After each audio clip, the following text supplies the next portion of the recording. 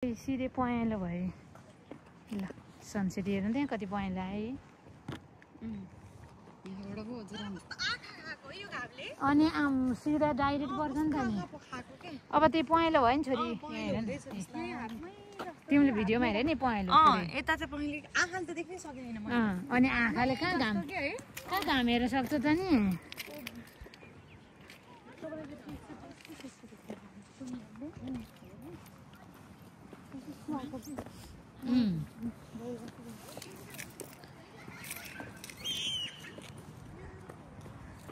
त पहेँलो पहेँलो देखिन थाल्यो क्या घाम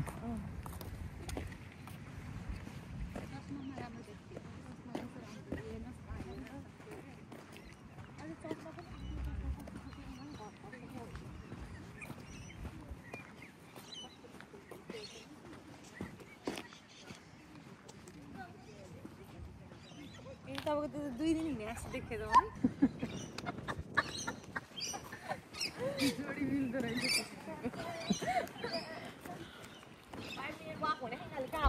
जङ्गलभित्रै पुऱ्याउँछ जस्तो हौ कस्तो मजाको क्या हिँड्नलाई पनि कति सफा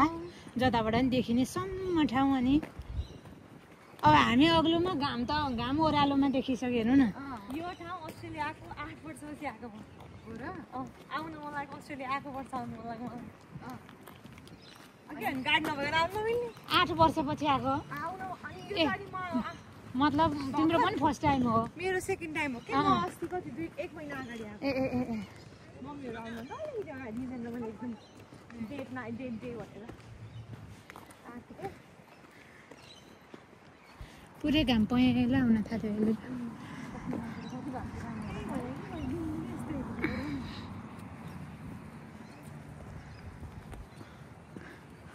स्वर्ग भने यहीँ रहेछ नि त है जिन्दगीमा धरतीमै रहेछ नि त नि स्वर्ग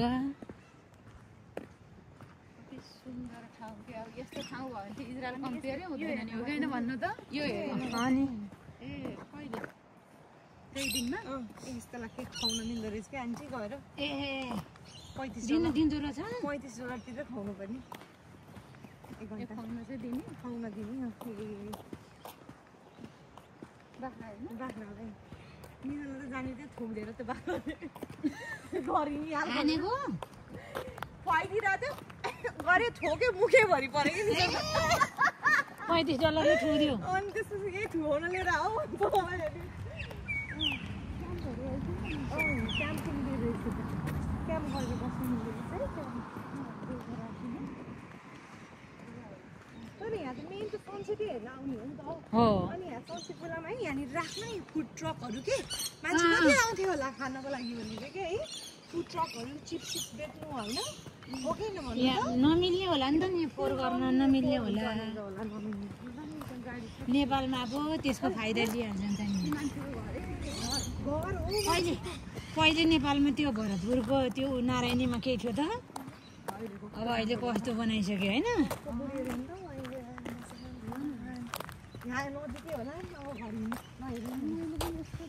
तिनीहरूलाई पिकनिक जस्तो यहाँको चाहिँ फेरि त्यो राम्रो छ है किनभने स्वतन्त्र छ क्या 5 दिनको गरे पनि 1 दिन त घर बसेर विश्वको सबै ठाउँमा हो नि नेपालमा पनि छ नि तर नेपालीले त्यसरी जिउन आजकल त जानेको छन् फ्राइडे स्याटरडेले पनि इन्जोय गर्छन् पैसाले सक्दैन हप्ता एकचोटि तपाईँले इन्जोय गर्छु भन्यो भने महिना 1 लाख रुपियाँ कमाइ हुनुपर्छ के कामै नगरिकन कहाँ 1 लाख रुपियाँ देशहरूको फेरि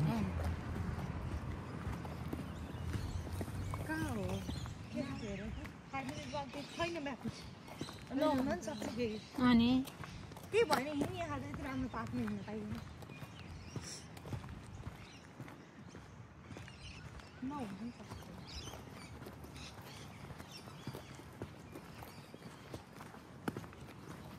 अब गाह्रो छ हामी यत्रो वर्ष बाहिर बसेर नेपालको सिस्टममा गएर बस्नलाई एकदम गाह्रो छ हजुर अनि त हामीहरू अब नेपालको जस्तो पहिलाको पारामा चल्न नि सकिन्न होइन विदेशको जस्तो पारा नेपालमा चल्दा नि चल्दैन हामी बिचको भइयो क्या झन् यता पनि रहेछ है भिड कम रहेछ कि तपाईँ मान्छे त्यहाँ भिड बढी भएको त्यहाँबाट राम्रो देखिने भएर हो कि होला त्यहाँ सिधै पर्छ आउँदा आउँदै बाटो पनि पर्छ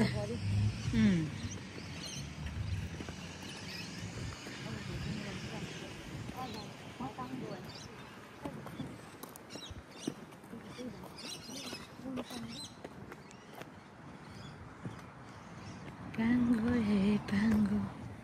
हे पाङ्गो साह्रै राम्रो ठाउँ है एकदम राम्रो जति हेऱ्यो नि रहर नमर्ने आज धेरै राम्रो राम्रो ठाउँहरू आइयो त उनीहरूको समय छ जान्छन्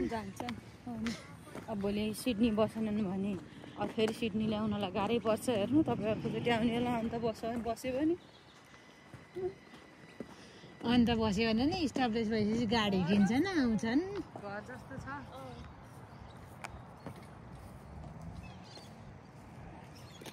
बस्ने ठाउँ जस्तो यो पनि सिडनीमै पर्छ है हजुर आन्टी यो पनि सिडनीमा पर्छ नानी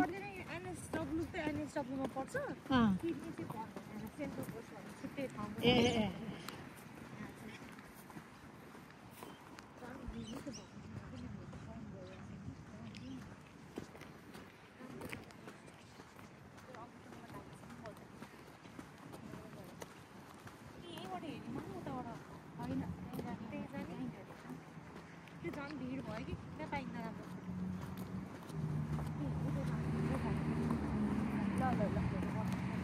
अब हामी चिया कफी खोज्दै जाने हो र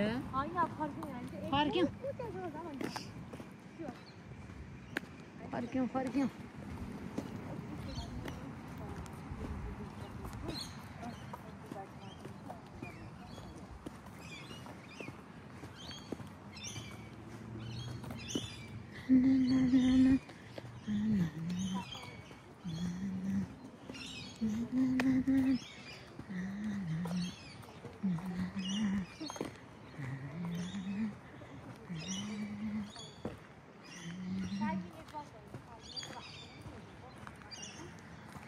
किन नहुने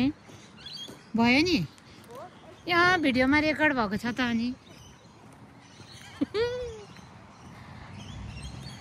7 मिनट भयो छोरी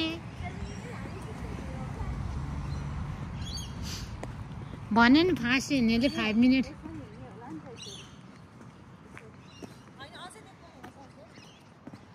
ऊ यहीँ होला यहीँ हो त यहीँ यो त्यतिर हुनुपर्छ किनभने बास्ना आइरह